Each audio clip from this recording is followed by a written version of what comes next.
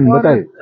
आप भी यहाँ आए हैं, किस तरह से आप देख रहे हैं चल रहा है, और आज जो है बहुत ही महत्वपूर्ण दिन भी है। आज पावन रामनवमी का दिन है और आज आज रामलला धरती पर उन्होंने अवतार लिया था। और आज सुबह सुबह 12 बजे जब उनका सूर्य तिलक हुआ तो वो पल जो था अद्भुत था। हमने देखा, वो हम उस समय सफर में थे, अभी कहीं जा रहे थे, तो वो हमने अपने फोन में देखा और बहुत अच्छा लगा। बहुत पावन पल था वो। रामलला जब से प्रतिष्ठित हुए तब से देश में इतनी पॉजिटिव ऊर्जा आ गई है कि अब हर चीज जो है वो ऐसा लगता है कि सब चीज अब सही हो जाएगी देश में। जहाँ तक प्रचार की बात है, प्रचार बहुत अच्छा चल रहा है। बहुत आदर मिल रहा है, बहुत सम्मान है, बहुत प्रेम है और चुनाव के प्रति लोगों में उत्साह बहुत है। मतलब वो बहनें जो जिनके बारे में मुझे यहाँ बताया गया कि वो कभी घर से बाहर नहीं निकलती थी, वो बहनें आकर बाहर आकर खड़ी हो जाती हैं हजारों की तादाद में, और राम जी की कृपा है कि फूल फेंकती हैं, फिर उनको आशीर्वाद चाहिए, मेरे पाँव छूना चाहती हैं वो। तो इस तरह की सब बातें हो रही हैं तो मन बहुत ही भाव विभल हो जाता है एक तरह से। सर, इसी से जुड़ा मेरा एक सवाल है। बताइए। आपने राम का किरदार निभाया, ठीक है, जब से अब तक आप एक सेलिब्रिटी रहे, स्टार रहे, लेकिन आप जनता के बीच में जा रहे हैं, जनता आपके पैर छू रही है, लोग आपकी आरती उतार रहे हैं, एक राम के रूप में आपको देखा जा रहा है। इसको किस तरह से देखना चाहते हैं आप? इसके बारे में थोड़ा जो एक्सपीरियंस है आपका वो शेयर करें सर। कैसा लग रहा है आपको? चुनाव में कितना प्रभाव पड़ने वाला है? लोकसभा, देखिए, मेरी जो इमेज है वो हम सब जानते हैं, वो मैं भी जानता हूँ, जो हमारे भाई बहन है वो भी जानते हैं। तो वो उनके साथ एक डायरेक्ट कनेक्ट है मेरा, चाहे वो उन्होंने मुझे देखा हो या नहीं देखा हो। टीवी पर जितना भी देखा है उन्होंने मुझे, उससे एकदम कनेक्ट हो गया है वो।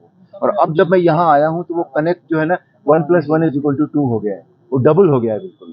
तो उसका अब जब कोई व्यक्ति किसी का आदर करता है, किसी को चाहने लगता है, और तो उन्हें ये पता है कि मेरी जो छवि है वो कैसी है।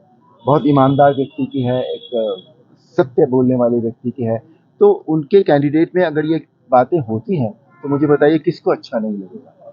सबको अच्छा लगता है कि हम एक अच्छे आदमी से जुड़े, एक ऐसे आदमी से जुड़े जो वो कह रहा है वो करेगा, तो वो बहुत फर्क पड़ता है। आज सर विश्वामित्र की अपोस्तली पर है, इसके बारे में क्या कहेंगे? क्योंकि आपने वो रियल आज यहाँ पर मौजूद है, रियल लाइफ में आपने इसको काफी एंटरटेन किया है पब्लिक को इस चीज को लेकर के, तो आज आपको किस तरह की अनुभूति है उसको जरा शेयर। नहीं, ये बातें जो रामायण की बातें वो तो भूली नहीं जा सकती बिल्कुल भी। और यही वो बातें हैं जिनसे उस वक्त भी हमारा देश बना था, राम राज्य बना था। और आज भी वो, जब अगर इन बातों को हम याद रखें ना, हम सिर्फ उस स्थल पर ना आए साल में एक बार, अगर हम इन बातों को भी याद रखें और 1% भी अगर हम अपने जीवन में उतार लें तो बहुत बहुत अच्छा हो जाता है। देखिए, विश्वामित्र जी उनका यज्ञ नहीं हो रहा था, ठीक है, तो वो दशरथ जी के पास गए। उन्होंने कहा कि भाई मुझे आपका राम चाहिए। तो दशरथ जी को एक बार तो लगा, क्योंकि ये कभी नहीं होता। अभी आज अगर हम लें, आज किसी का बेटा विदेश जाए पढ़ने के लिए, ठीक है, विदेश से वो जैसे ही पढ़कर वापस आए, अगले दिन कोई आ जाए उसको मांगने के लिए, हमें समाज कल्याण के लिए अपना बेटा दे दो भाई, क्या दे देगा वो आज की तारीख में बेटा? नहीं देगा। शायद कोई दे भी दे, कोई बिरला निकल आए शायद ऐसा जो दे दे, लेकिन उस वक्त दशरथ जी ने एक पल के लिए भी नहीं सोचा, सीधा राम से कहा राम तुम जाओ। तो लक्ष्मण थे कि लक्ष्मण ने कहा नहीं मैं भी जाऊंगा, तो वो साथ में चले गए। तो देखिए, समाज कल्याण के लिए दशरथ ने एक पल के लिए भी नहीं सोचा उन्होंने। ये होता है देश के लिए सोच।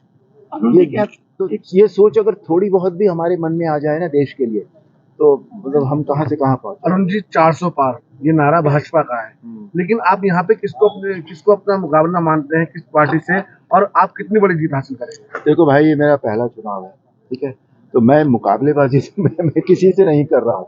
मेरी पार्टी के संगठन के लोगों से पूछे, वो शायद बता पाए अगर वो ऐसा सोचते होंगे तो। क्योंकि मैं जो इस समय कर रहा हूँ वो जनसंपर्क कर रहा हूँ, और जनसंपर्क में मुकाबला नाम की कोई रिजल्ट का पता लग जाता है। क्या लग रहा है आपको जनसंपर्क में ही? भाई मुझे बहुत पॉजिटिव लग रहा है, बहुत पॉजिटिव। कितनी बड़ी जिस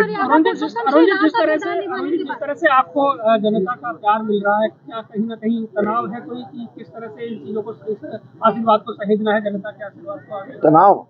नहीं, जब प्यार मिलता है तो तनाव कभी नहीं होता। कहीं लगा हो कि कोई मतलब थोड़ा बहुत कि जैसे कि किस तरह से सही बड़ी में इतना प्यार एक देवती जी का सवाल ये है कि नहीं, प्यार तो बहुत मिलता रहा, प्यार बहुत मिलता रहा है, लेकिन एक बात बहुत पॉजिटिव हुई है यहाँ कि उन्हें ये पता है कि मैं राजनीति में आ गया हूँ, उसके बाद वो प्यार और डबल हो गया है। ये बात बहुत अच्छी हुई है। सर, मर्यादा पुरुषोत्तम श्री राम का किरदार निभाने के बाद राजनीति में आने के विचार के लिए आप क्या कहेंगे? ये राजनीति में विचार, मैं राजनीति शब्द बाद में लेता हूँ, मैं इसको जन कल्याण या जन सेवा का शब्द ले रहा हूँ। मैं उसमें आया हूँ, उसके लिए राजनीति अगर होगी थोड़ी बहुत शायद करनी भी पड़े तो फिर कर लेंगे। जब कर्म करने निकले हैं तो उसके जो भी पहलू होते हैं वो तो करने पड़ेंगे। अरुण जी कहते हैं कि जब सीता स्वयंवर हुआ था माता का, तो कहीं ना कहीं जो आपने यहाँ राक्षसों का वध जो भगवान श्री राम ने किया था, उसमें कहीं ना कहीं तपोस्थली का भी महत्वपूर्ण योगदान है, क्योंकि विश्वामित्र को वो न्योता मिला था जो जिनके साथ आप जो आपने ये पात्र भी जिया है, तो कितना अहम है इस तपोस्थली के बारे में क्या बताना नहीं, चाहेंगे? बहुत अहम है ये तो। यहीं से तो पहली बार जब वन को गए थे ना राम, वो यही स्थल था। राम एक बार वन को नहीं गए, एक बार यहाँ भी आए थे, है ना।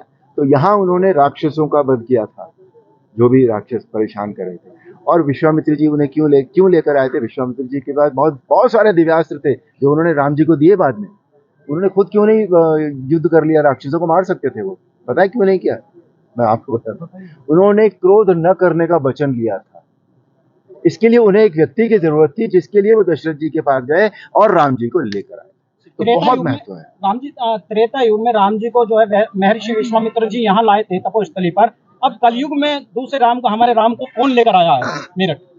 कौन लेकर आए मेरठ? जी, कौन से महर्षि विश्वामित्र हैं वो? देखिए, जो जहां तक मुझे पता है, ये फैसले जो है वो दिल्ली में हमारे